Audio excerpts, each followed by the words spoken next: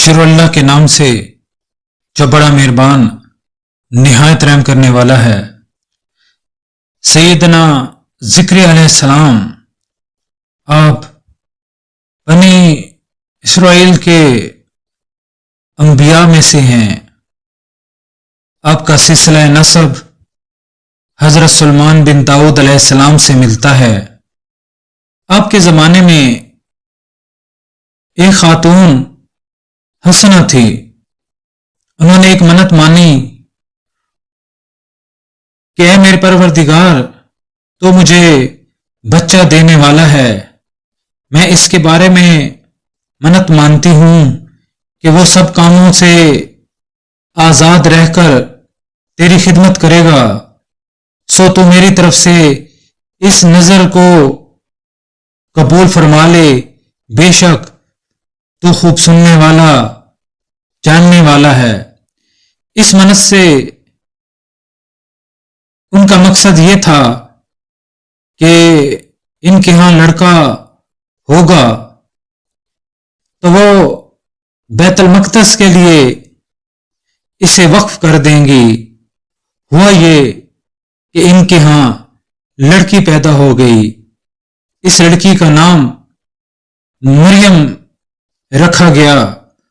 گویا وہ خاتون حضرت مریم کی والدہ تھیں، اب چونکہ نظر مان چکی تھیں، اسی لیے اسے پورا کرنے کے لیے جب انہیں بیت المقدس کی خدمت کے لیے دینا چاہا تو وہاں کے سب خادموں نے انہیں لینے کی خواہش کا اظہار کیا۔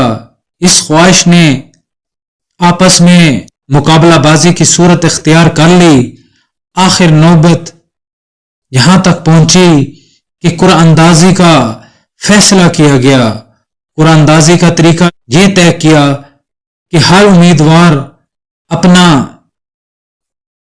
تورات لکھنے والا قلم دریا میں ڈالے، جس کا قلم پانی کے بہاؤ کے خلاف اوپر چڑھے وہی حضرت مریم کو اپنی تربیت میں لے لے۔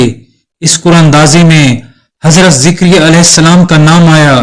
ذکری علیہ السلام کی بیوی اور حضرت مریم کی والدہ دونوں بہنیں تھیں۔ گویا حضرت ذکری علیہ السلام حضرت مریم کے خالو تھے۔ قرآن پاک میں آپ کا ذکر 4 جگہ آیا ہے۔ آپ کی بیوی کے ہاں کوئی اولاد نہیں ہوئی تھی اور آپ بوڑھے ہو چکے تھے۔ حضرت مریم سمجھدار ہو گئیں تو آپ کو عبادت کے لیے ایک حجرہ دے دیا گیا۔ حضرت ذکری علیہ السلام حضرت مریم کے حجرے میں جاتے تو وہاں انہیں طرح طرح کے پھل نظر آتے، یعنی اس موسم میں بازار میں وہ پھل نہ ہوتے لیکن حضرت مریم کے پاس رکھے نظر آتے۔ گرمی کے موسم میں سردی والے اور سردی کے موسم میں گرمی والے آپ کو اللہ تعالیٰ کی طرف سے بھیجے جاتے تھے۔ ذکری علیہ السلام نے آپ سے پوچھا، اے مریم، یہ چیزیں تمہارے پاس کہاں سے آئیں؟ وہ جواب دیتی، یہ اللہ کے پاس سے آئی ہیں، یقیناً اللہ جسے چاہتا ہے بے حساب رزق عطا فرماتا ہے۔ حضرت ذکری علیہ السلام کو زیادہ فکر اس بات کی تھی کہ آپ کے ہاں اولاد نہیں تھی اور آپ کے عزیزوں میں کوئی اس بات کا اہل نہیں تھا کہ بنی اسرائیل کی اصلاح کرتا رہے۔ اس لیے اپنے اللہ تعالیٰ سے دعا کی، میرے پروردگار مجھے اپنی بارگاہ سے نیک اولاد عطا فرما، بے شک تو دعا سننے والا ہے۔ ذکری علیہ السلام بہت بوڑھے ہو چکے تھے، عمر 90 سال کے قریب تھی، بیوی 5 تھیں۔ آپ کا دعا کرنا تھا کہ اللہ تعالیٰ نے دعا کو قبول کر لیا۔ حضرت ذکری علیہ السلام مسجد میں نماز پڑھ رہے تھے کہ اللہ کے فرشتے آ گئے اور کہنے لگے، اللہ تعالیٰ آپ کو یحییٰ کی بشارت دیتا ہے، وہ حضرت عیسیٰ کی تصدیق کرنے والا ہوگا اور سردار ہوگا اور نیکوکاروں میں سے ایک نبی ہوگا۔ یعنی آپ کو نماز کے دوران بیٹے کی خوشخبری سنائی گئی، آپ بہت خوش ہوئے اور حیران بھی ہوئے اور کہنے لگے، اے میرے پروردگار، میرے ہاں لڑکا کس طرح ہوگا، حالانکہ مجھ پر بڑھاپا آ پہنچا اور میری بیوی بانجھ ہے۔ اللہ تعالیٰ نے ارشاد فرمایا، اس حالت میں لڑکا ہوگا کیونکہ اللہ جو چاہتا ہے کر دیتا ہے۔ اس پر آپ نے عرض کیا باری تعالیٰ میرے لیے کوئی نشانی مقرر فرما دیجئے۔ اللہ تعالیٰ نے فرمایا تمہارے لیے نشانی یہ ہے کہ تم 3 دن تک سوائے اشارے کے کوئی بات نہیں کر سکو گے اور تم اپنے رب کو کثرت سے یاد کرتے رہو گے، صبح شام اس کی پاکی بیان کرتے رہو۔ چنانچہ جب وہ وقت آیا آپ کی زبان بات چیت کرنے سے رک گئی اور عبادت خانے سے باہر نکل کر لوگوں کو اشارے سے سمجھایا کہ صبح شام اللہ کو یاد کرو، نمازیں پڑھو، تسبیح کرو۔ آخر اللہ نے وہ دن دکھایا کہ حضرت یحییٰ علیہ السلام پیدا ہوئے اور حضرت ذکری علیہ السلام کی مراد پوری ہوئی۔ قوم کو تبلیغ کرتے ہوئے آپ فرمایا کرتے تھے میں تم سے تبلیغ پر کچھ مال طلب نہیں کرتا، میرا اجر تو بس اللہ کے ذمے ہے۔ آپ بڑائی کا کام کیا کرتے تھے۔ بنی اسرائیل ایک ایسی قوم تھی کہ اپنے انبیاء تک سے دشمنی کرتی تھی، انہیں قتل تک کر دیتی تھی۔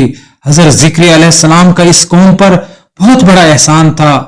آپ نے اللہ کے عطا کیے ہوئے حافظے سے انہیں تورات لکھوائی تھی، مگر وہ احسان فراموش کون تھی؟ حضرت ذکری علیہ السلام کو بھی نہ چھوڑا، آپ کے دشمن بن گئے، قتل کرنے کے پروگرام بنائے گئے۔ آپ نے اس قوم کے شر سے بچنے کی کوشش کی۔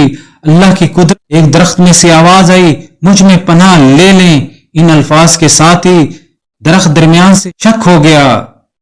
آپ نے یہ خیال کیا کہ درخت کا بولنا اور شک ہونا اللہ کی طرف سے ہے، اس لیے آپ اس درخت میں بیٹھ گئے، درخت آپس میں مل گیا۔ بنی اسرائیل آپ کو تلاش کرتے اس درخت کے پاس پہنچ گئے۔ شیطان اللہ والوں کا اصلی دشمن ہے۔ اس نے مخبری کرتے ہوئے کہا تم لوگ جسے تلاش کر رہے ہو وہ اس درخت میں چھپا ہوا ہے، ادھر آپ کا ذرا سا کپڑا باہر نکلا رہ گیا تھا۔ شیطان نے اس کی طرف اشارہ کرتے ہوئے کہا دیکھ لو میں غلط نہیں کہہ رہا، ان کا کپڑا باہر نکلا نظر آ رہا ہے۔ بنی اسرائیل کو شیطان کی بات پر یقین آ گیا، وہ ایک آرا لے آئے اور اسے درخت پر چلانے لگے۔ آخر آرا چلتے چلتے آپ تک پہنچ گیا، ظالموں نے آپ کو شہید کر دیا۔ آپ نے اف تک نہ کی۔ شہادت کے وقت آپ کی عمر 100 سال سے زیادہ تھی۔ آپ کو بیت المقدس میں دفن کیا گیا۔ مورخین کے مطابق آپ کی قبر شام کے شہر حلب میں ہے۔